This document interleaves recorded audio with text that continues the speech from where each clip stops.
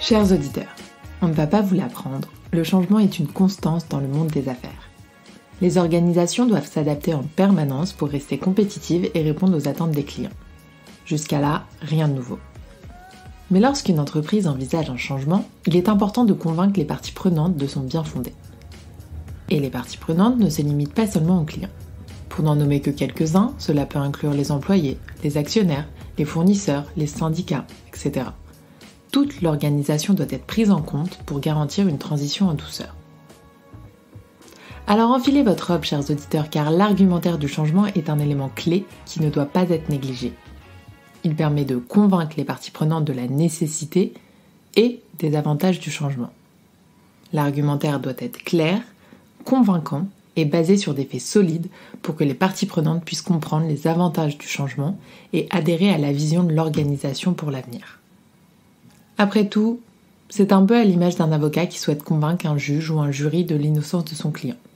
Il doit non seulement convaincre les membres du jury, mais aussi s'assurer que son argument est crédible et attractif pour l'ensemble de la cour.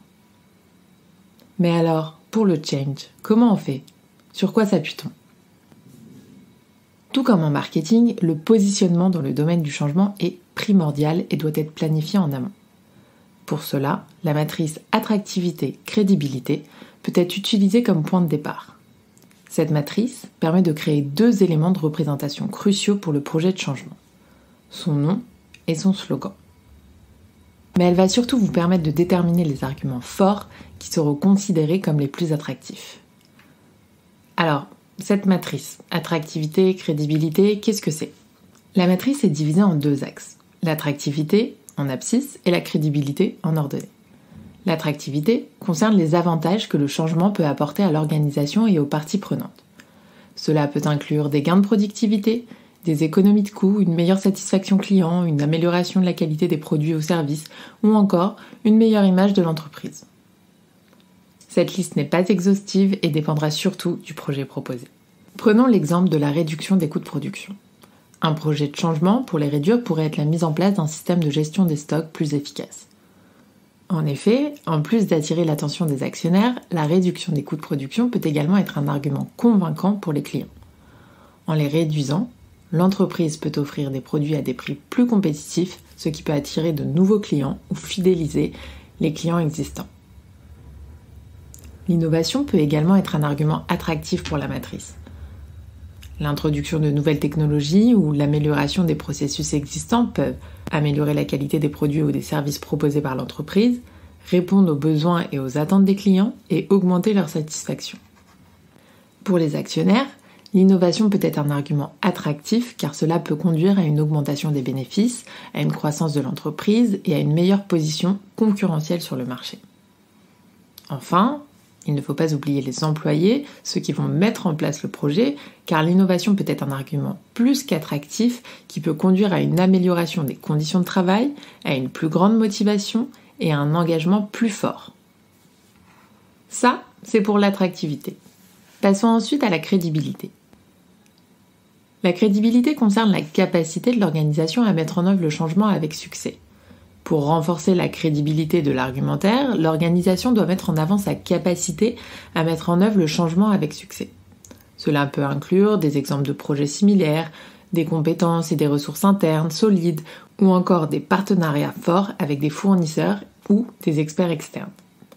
Par exemple, en 2017, Procter & Gamble a lancé une initiative de développement durable visant à réduire les déchets, économiser de l'eau et réduire les émissions de gaz à effet de serre de ses usines.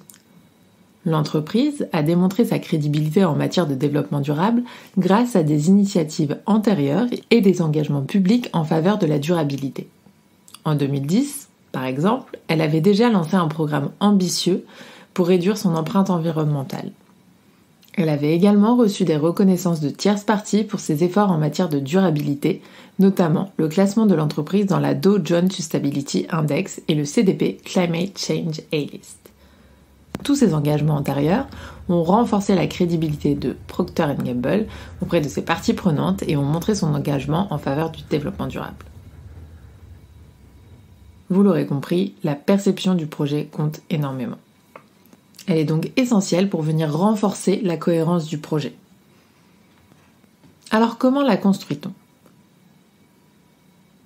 Cette première étape, qui permet de définir le positionnement, peut être suivie en 4 étapes clés.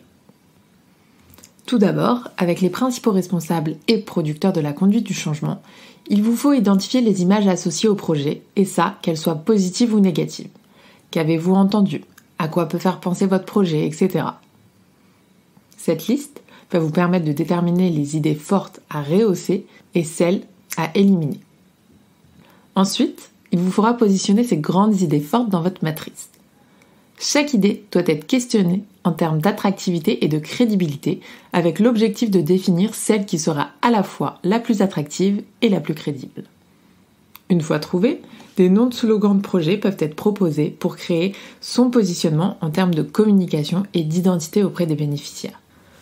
Par exemple, pour un projet de réorganisation de fusion de 2 services comptables, si l'idée forte retenue est la performance, la proposition de formule de slogan pourra être « La performance est l'affaire de tous » ou encore « Notre performance est notre meilleure image ». Dans cette dernière étape de proposition de noms et de slogans, il est préconisé de mobiliser des techniques de brainstorming collectif. Il faut que les participants ne critiquent aucune proposition et n'en émettent aucune autre. Le consensus doit être clair et doit se dégager. Mais attention, chers auditeurs, ne négligez surtout pas le positionnement. Si vous ne disposez pas de ce positionnement et que vous n'êtes pas sûr des premières orientations, retardez votre première communication. Un mauvais positionnement en termes de communication peut avoir des effets néfastes, voire désastreux sur la perception des bénéficiaires. Par contre, si les interlocuteurs sont séduits, le projet de changement se dote alors d'une identité au moyen d'un positionnement de communication, aidant ainsi à sa promotion et à sa compréhension. Ayez en tête que dans un environnement de surcharge informationnelle, si un projet de changement veut être perçu, il doit le faire avec des qualités communicationnelles. En somme, c'est un peu comme si vous étiez une jeune start-up prometteuse et que vous deviez présenter votre idée à des investisseurs en moins de 2 minutes. Le discours peut paraître court, mais il est le fruit d'un long travail de réflexion, d'un choix des mots bien placés qui peut faire basculer votre projet. Le tout sera de convaincre. Voilà, chers auditeurs, on espère que vous utiliserez la matrice dans votre prochain projet de change pour trouver votre nom ou votre slogan, mais surtout pour trouver les mots justes à adresser aux personnes qui vous intéressent. Quant à moi, je vous dis à bientôt et je vous souhaite une très belle journée.